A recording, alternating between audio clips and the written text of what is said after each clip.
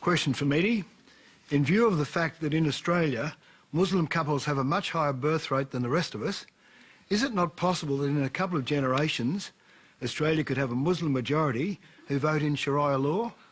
Further, if so, is it not possible that sects could develop, Sunnis and Shias, who begin bombing and shooting each other and turning currently the best country into the world like another war-torn Middle Eastern country?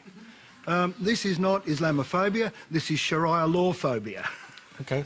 I think there was a lot more than Sharia law in there. Let me just try and unpack your point. First off, I know Malcolm Turnbull said over the weekend that Australian law takes precedence over the laws of mathematics in this country, but I'm no mathematician. No, there's no way that the Muslims are going to form a majority in Australia in the next generation or two. I believe it's 600,000 or something in the recent census out of 24 million Australians, so you don't have to worry about Muslims coming in, taking over Australia, although Australian Muslims are doing a very good job here. So, Mehdi,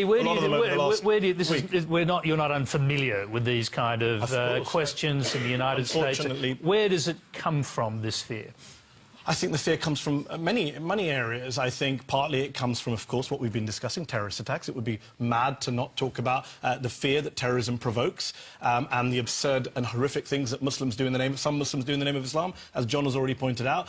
But a lot of it, unfortunately, does come from media, social media these days.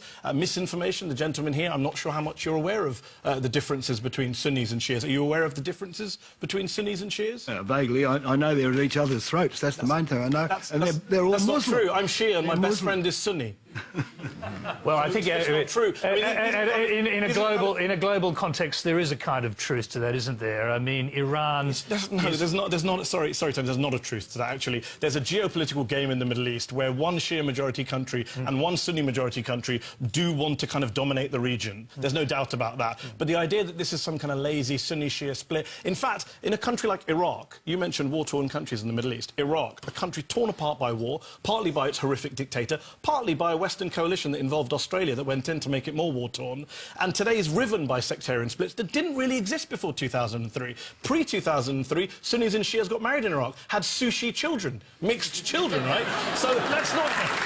And today, I'm sorry to say, a lot of the sectarian divisions in the Middle East are geopolitical pushed by Muslims. A lot of them are pushed by foreign wars and foreign occupations, I'm sorry to say. So you don't have to worry. Sunnis and Shias, I have many friends who are Shia, many friends who are Sunni. We're not all at each other's throats. Please don't believe everything you read about us. Come and talk to us, meet us, make Shia and Sunni friends, and then you'll see that you don't have to worry about Sharia law or Sunnis or Shias. OK, well, let's quickly go back to Roger. He wants to make a point, and then I must say, Mehdi, your point is very good. I must say, though, that when you look at statistics and compound interest, which is a parallel case, numbers, when there's a certain increase every year, numbers skyrocket to very large numbers. So it's not quite as cut and dried as we would like to believe, that there cannot eventually be a Muslim majority, I think.